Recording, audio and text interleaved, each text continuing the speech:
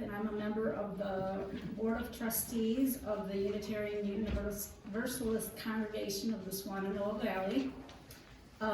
If you're new to Unitarian Universalism, let me call your attention to our mission statement it's on the front of your order of service.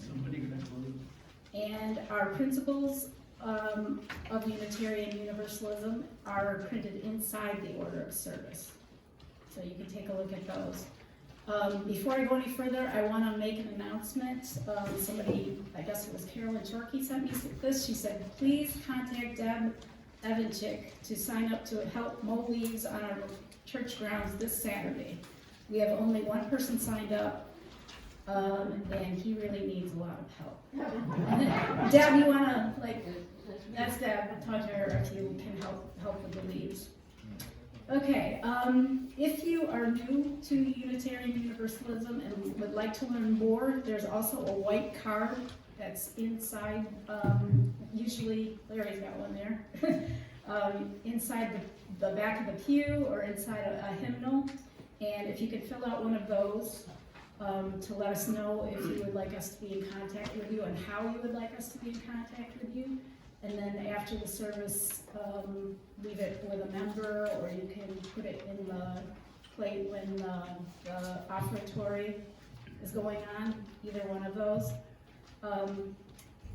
It is our custom here to ask all first or second time visitors or people who have been away for quite a while to stand and introduce themselves and tell us where you're from, if you feel comfortable doing so. Is there anybody on this side who is new and who would like to tell us who you are and where you're from on this side? Anybody? Good morning. Morning. I'm Trudy Kester, and I'm visiting from Michigan. Great, I'm from Michigan too. What part of Michigan? Rochester Hills. Okay, I lived in the Detroit area for 20 years. Right. Okay. Anybody else on that side? Okay. Welcome. Anybody on this side who would like to let us know where you're from? Second time. I think I remember you. I try to be memorable. Okay. I'm from Little Switzerland, and this is the closest Unitarian church.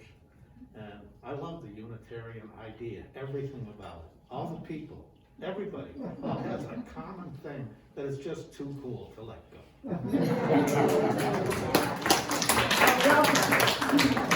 Nice to have you back. Welcome to here. At this time, I'd like to remind everybody to silence your cell phone. And with that, we will let our service begin.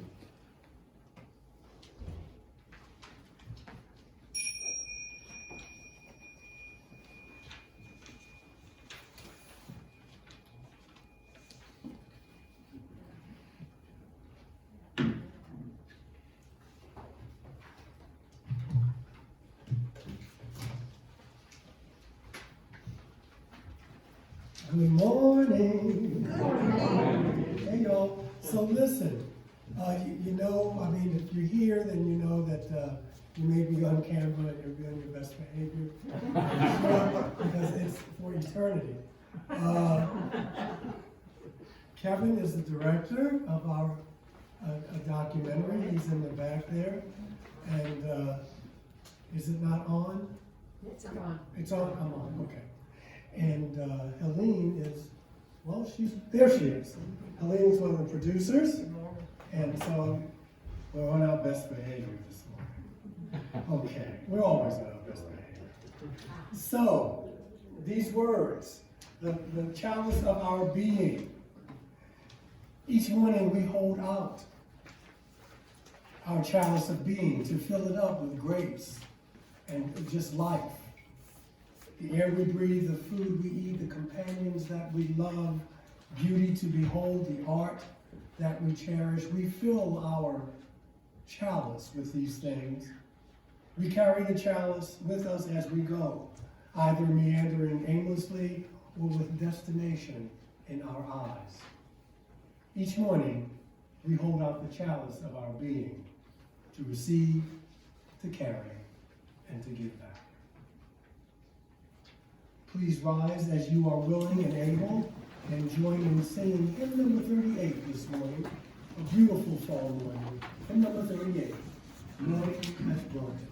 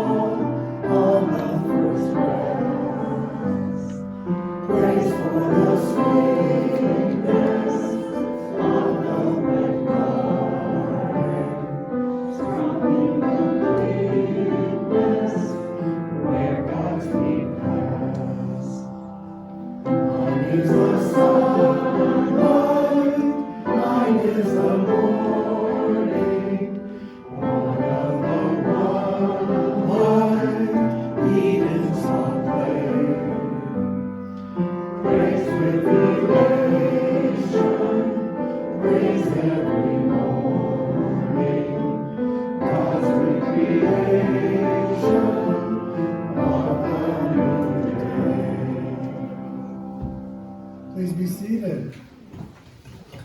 Our reading this morning is by Unitarian Universalist Norman Cousins, number 651 in the back of your great hymnal. We'll read this responsibly. I am a single cell in a body of 4 billion cells. The body is humankind. I am single cell. Okay, let's try that one again. That's your line, Mike. Yeah. Is that my line? Yeah. So let's try it again anyway. I didn't hear that. I am a single. Okay, we'll do it again. I am a single cell in a body of 4 billion cells. The body is humankind. I am a single cell and my needs are individual, but they are not unique. I interact with other human beings in the consequences of our actions, thoughts, and feelings. I will work for human unity and human peace, for moral order and harmony with the order of the universe. Together we share the quest for a society of the whole equal to our needs. A society in which we need not live beneath our moral capacity, and in which justice has a life of its own. We are single cells, the body of 4 billion cells. The body is humankind. Yes. Luckily, that can be edited out. Technology. Yes. This is the time in the service when I invite you to come and share a joy, a concern, a sorrow.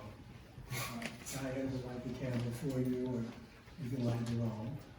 And the mic is here, and the floor is yours.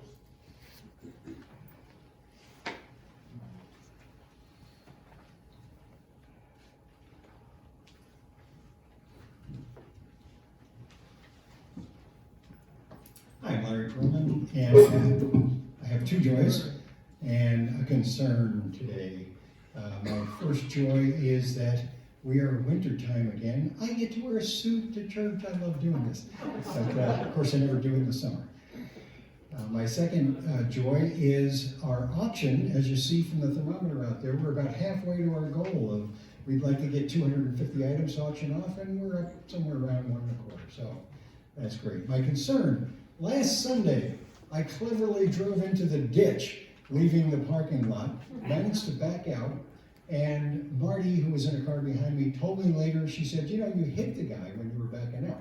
I didn't think I hit anybody. So if it was your car, I'm really sorry. See me afterwards. I'd be glad to pay the $40,000 to fix you.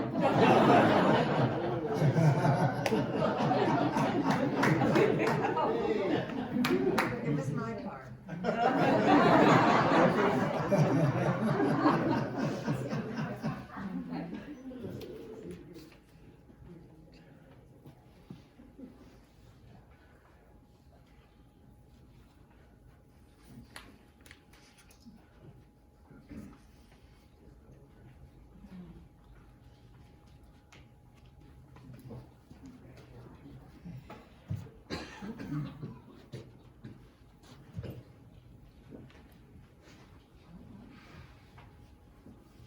Hi, yes, I already told you my name is Sally.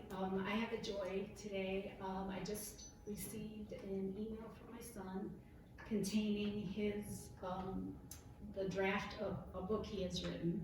He's 28 years old. Some of you who I know better know that he had some major league challenges when he was about 16 to 18. And he picked up yoga when he was a freshman in college. He went to Warren Wilson College, which is how I ended up here. But he started with yoga then. He's been practicing seriously ever since. He does about 2 hours a day. He graduated Warren Wilson and then went on to Naropa University where he got a master's in contemplative religion. And the book he has written is about how he used yoga practices to help him through his addiction that he suffered, during his teenage years. And it's just really nice to see how far he's come in 10 years. Because he's just an amazing young man, super, super smart, but his emotional maturity is starting to catch up, finally.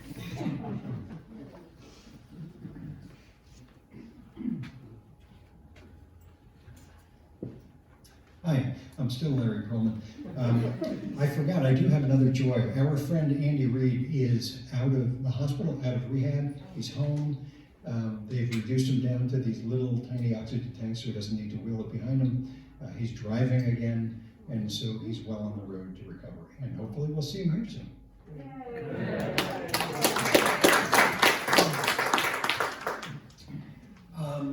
A joy from Jim Carillon. He said last weekend that he and Aline and Lucas went to Richmond to visit their daughter Kate in her first house. She's doing well and everyone had a great time. Lucas was glad to meet his big sister too. Lucas is, 14 pounds and has learned to smile. I'm sure that will come in handy in his journey, much to his parents' joy. And he says life is good in the Carillon household. On a more somber note, please keep Phil Freiberger. He's going to start a new journey, which we all will at some point, but he may be starting sooner rather than later. And so, with that in mind, thank you, Diane. For those of you who, for whatever reason, decided not to come up, we have your contact information, and we will absolutely keep you in our thoughts and prayers. Thank you. So, please center yourselves as you see fit, and join us in the spirit of prayer and meditation. This is called the Blessed Calm of Community.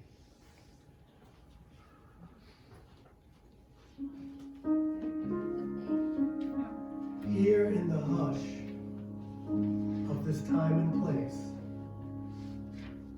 away from the rush of the world, we feel the blessed calm of community. It is not a wonder that we people often are so busy beyond our energy and stamina that we take this time to pause together.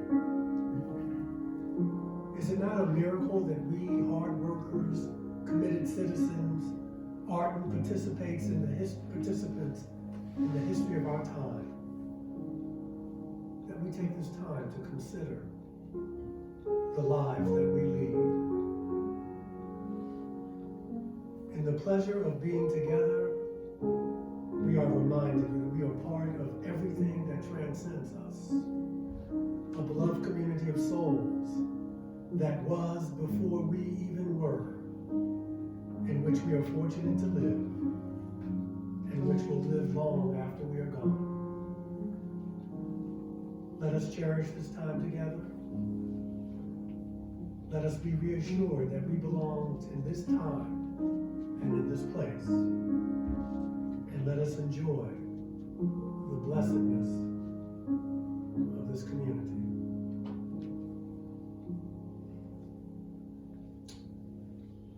I now leave you with the eloquence of silence.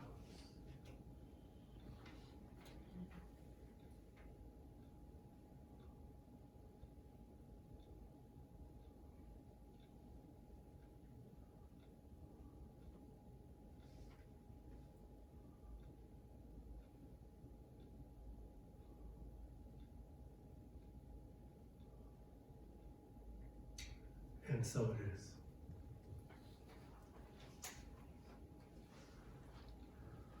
It's that time. The greatest use of life is, of course, to spend it on something that will outlast it. And so in that spirit, we collect this morning's offering.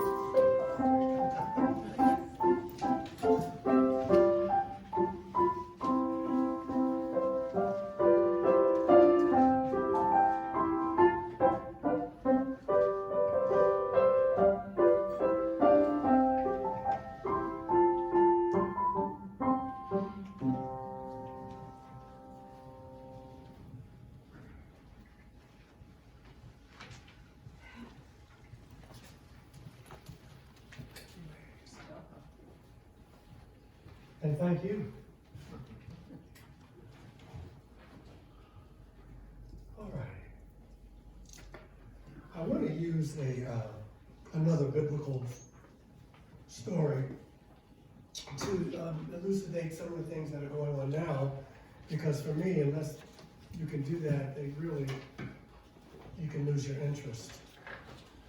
So I want to start with a quote from Ellie Wiesel on indifference. He says that there is nothing worse than indifference. Indifference to God, indifference to other human beings, to life, to suffering. He says, if I were to give you one word that encompasses all of the evils in this life, it would be indifference. I've heard it said, and I'm sure you have too, that the opposite of love is not hate, it's indifference. It's indifference. Especially in relationships. If someone hates you or someone is angry with you, they're still giving you their energy. But if they just say, well, who cares? It kind of stings in a different kind of way. So I want to use the biblical story from the Torah in the book of Genesis, chapter 18, verses 23 to 33. I'm going to paraphrase, because I want to get to the meat of the matter. Abraham drew near, and he's talking to the Lord, and he says, we're talking about Sodom and Gomorrah, the destruction of Sodom and Gomorrah. And so he's bargaining with God, if you will. And he says, it says, Abraham drew near, and he says, will you indeed destroy the righteous with the wicked? He says, come on, suppose there are 50 people in the city. Suppose there are 50 people within this city, righteous people. Are you going to destroy this city and not spare the 50 that are in it? And so the Lord says, yeah, if I find 50 righteous people in the city, I'll spare it. How's that? I'll spare it. Abraham said, well, suppose 5 of them are lacking. Will you destroy the entire city for lack of 5? And the Lord says, you got me. I'll not destroy it if I find 45 there. And Abraham says, well, suppose only 40 are found. And, well, he's got nuts bigger. I mean, he says, for the sake of 40, I will do it. He says, okay, now I don't want you to get angry with me, please. I need to speak again. Suppose only 30 are found. And so on it goes until the Lord says that, you know, if I find 10 righteous people, I'll spare the city. And you know the story. Right? You don't know the story? They destroyed the city. Now you know the story. Sodom is eventually destroyed. I mean, imagine it. Not even 10 righteous people were in the city. Just 10 people in the city would have been saved. Now, I wasn't there. But I'm thinking, maybe, anyway. I'm going to say that the people of Sodom weren't all bad people. I mean, all of them weren't wicked. I'm sure there may have been a few people, but what about the rest? This was a big city. And the story says that not even 10 righteous people resided there. So what kind of people resided there? I think that some of them were most likely passive, uncommitted, frustrated, turned off, tuned out, burnt out people. They were indifferent people. They were self-centered people residing there. Not all. They've given up hope that things could change. They built walls around themselves to insulate themselves. And so they then in turn insulated their feelings. They just stopped caring. They just stopped caring. They didn't care or couldn't care or they couldn't care less. And they learned how to narrow their focus because otherwise it would hurt. It would hurt too much. It might inconvenience them, and more importantly, it might have changed them. And truth be told, for us as well as the people of Sodom, if we do nothing, and I know we're tired, we're all fatigued for many reasons. But if we don't care, if we don't actively work for the common good, if we're not part of the solution, then we are part of the problem. Now, this doesn't mean that you don't take care of yourself, that you don't take time to lick your wounds, that you don't take time to nurture yourselves. I'm not saying that. But our city, whether it's Asheville or Black Mountain or Kandahar or Cairo, the global neighborhood that we have, like Sodom, is in danger of being destroyed. So what's the answer? We have to be righteous. And let me explain what I mean by that. I mean not be right, but to do right. Because when we do right, we make a difference. Now, I don't like the word righteous. I didn't when I was coming up, but I changed a little bit. But for me, it's a turnoff because righteous means I'm right. And if I'm right, then obviously you have to be wrong. Unless, of course, you agree with me. Righteous. The person who has all the answers, the person who was better than everyone else, holier than thou, comes to mind. Superior.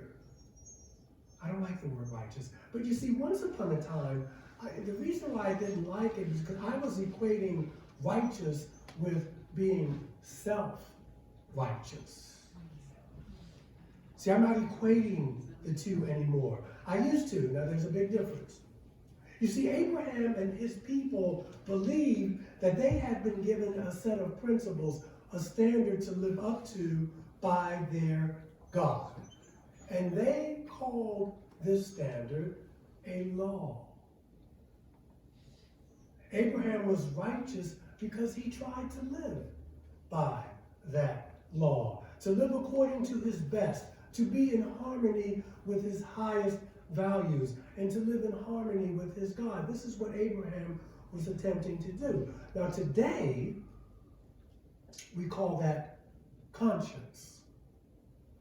Today we call that conscience. Now our ideas about God, if we have any ideas about God, are very different, most likely from those of Abraham. I grant you that.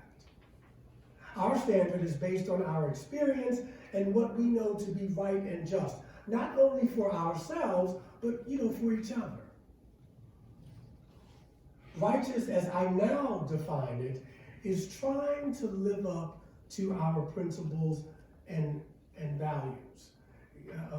And not really living up to something, but living by it. Living by something. There's a difference. And we all make mistakes, so we all do fall short. Why? I'm glad you asked. Because we're human. We are human beings, and we aren't perfect. Becoming righteous is a process where every day we commit ourselves to at least trying to bring our actions in harmony with our values. To become whole people, who are trying to make a difference in the world. And it's a process. It's a process. And each day, as Howard Thurman reminds us, there's a crown held right above our heads that each day we're trying to grow tall enough to wear. We're trying to love our own crooked neighbor with our own crooked heart, the poet Auden reminds us. Now, some folks call it the golden rule. It doesn't say, do unto others who are just like you. It doesn't say, do unto others who are just like your family or your friends or your political party or even your church. It says, do unto others, all of humanity. Not just think about it, but to do it. As you would do for yourself. Now, if you don't like yourself, then other people really don't stand much of a chance. We don't always follow this rule, just like we don't always follow our 8 principles. I mean, we're human. We have wars, we have inquisitions and holocausts and terrorism and people shivering and starving in the streets. We have all of that. But at least on some level, I believe, collectively, as a species, we know that these things are wrong. I think we know they violate all kinds of rules and principles of sentient life. And I think because we know that, that's what makes us human. We know that there are consequences to our actions, because to be human is to be what? To be responsible. And that to live life is serious business. So how much of a difference can we make? How much money, for instance, should I allow for others? The world's problems are huge. And after all, I'm just a little person. What can I do? These problems are overwhelming. Who can make a difference? What can I do? What should I do? But I don't like that word either. I'm sorry, I don't like the word should. I don't want to should all over you, and I don't want you to should all over me. Okay, that word triggers me a little bit. But it's the S word. It's more than 4 letters, but it's a bad word. So let's not ask what we should do, but let's ask what can we do. Then we can ask ourselves, what will we do? We're not called to save the world. I just want to make you know that. Not unless you feel that, but we're not called to save the entire world, but I believe that each of us can do our part. Individually and collectively, we do make the difference. And so in today's culture, even to attempt to live with some integrity, even to attempt to live with some authenticity, you're already countercultural. You're already an enemy of the state. This is how far we've come, it appears now. Hitler and his band, I mean, you're already a dangerous human being when you try to live like this. And so, for instance, Hitler and his band of thugs created the Holocaust, right? In which millions of Jews were killed and tortured. And many people looked away. And they were still responsible. But many didn't look away. Some banded together, and they were responsible for smuggling many Jewish brothers and sisters and others to freedom. And the symbol that they used was that. The flaming chalice. Can you see? Which has become our UU symbol of our commitment to action and making a difference. So again, when you start asking, what can I do? Stay committed. Don't let the world's problems overwhelm you. Choose one thing and do it, no matter how insignificant you may think it is. And then there'll be another thing you can do after that. It's like Buddhism, right? It's like mindfulness. In each moment, Zen Buddhism, you do the first right thing, then you do the next right thing, then you do the next right thing. Do what you can, and your actions will make the difference. And take the time to nurture yourself. You have to do that. You have to speak the truth even though your voice shakes. But you write and you speak and you give of your time and your treasure when you can. Abraham tried to save the city of Sodom. He felt a responsibility. He cared that innocent people would suffer. And we know that in our global village or city, we know that it's in danger of destruction. Not just from anger and greed and violence and all the racism and sexism and all the isms, but it's in danger of being destroyed because of indifference and despair. That's just what might take us out. Yes, an asteroid may hit us, or we may global warming, but indifference may be what the autopsy report will say. But I look around this sanctuary because I don't want us to go out of here going, wow, what kind of message was that? Ooh, man.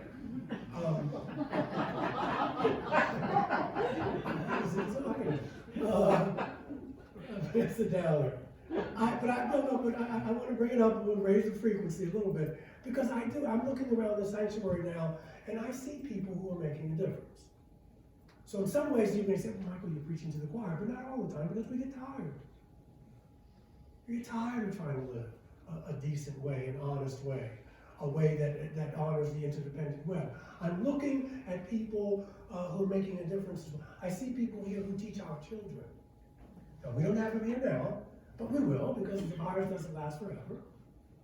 And so I see people who teach our children. I see people who do the work of this congregation. We had a wonderful board retreat yesterday. We're going to get that information out to you so you can more transparency and you're going to see where the road we're going to take as a congregation. We'll get that to you. We had a wonderful time. I see people who do the work of our community, the caregivers, the nurturers. I see you. I see the kind of thoughtful people who attend our board meetings and committee meetings and school board meetings and town meetings, who speak out on issues, who stand up for justice and peace. I see you. Look around you. Look around you. Look at the people, your colleagues, your congregation. I see people who have decided to stay on the love train when it's just easier to get off and sell your ticket. I see some of you here who sell the tickets to that love train. I don't know where you're getting them, but you got them. I see people in this sanctuary who are acting on what they believe to be right. And so, are there enough righteous people? I say yes. I say yes. Are we passive? Yes, sometimes. Are we frustrated? Sometimes. Are we turned off and burned out? Sometimes. Are we uncommitted? No. No. Are we indifferent? No. We care. And sometimes it hurts. And sometimes it's inconvenient. And sometimes it may even change us because that's what's happened. That's what happens when you care. But if you can picture it, if you can envision what you'll do, because if you can see it in your mind, you can hold it in your hand. If you can see it, if you can envision, just envision the next thing you're going to do, just to raise the frequency of the planet, no matter how insignificant you think it is. And so no virus is going to stop you, no politician is going to stop you, no unjust law can stop you, not unless you allow it to. You see it, and you do it, and you make the difference. We are all making a difference. All right. See, that brought you up a little bit. Where's he going with this? Anyway, we're going to get out of here. Please rise as you are willing and able, and join in singing our closing hymn, number 121, We'll Build a Land. Number 121.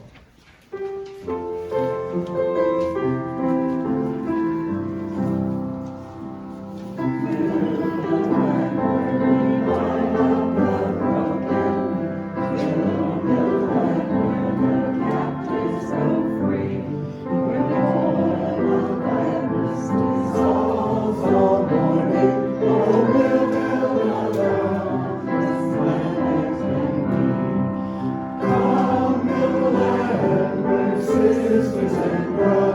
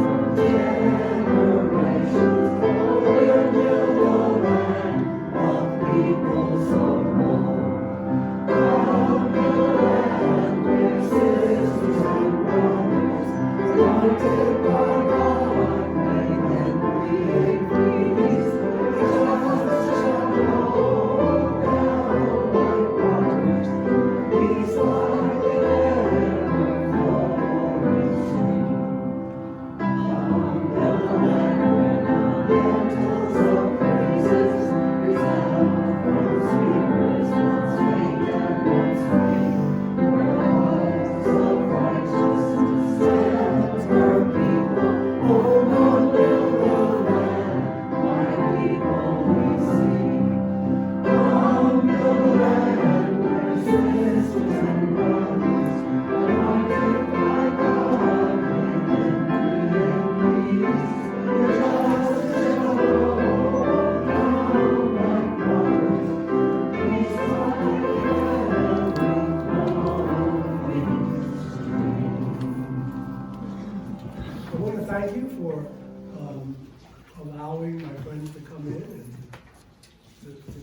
service.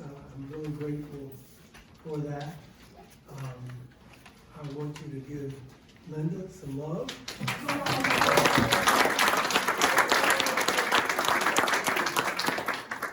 And I want to leave you with these words.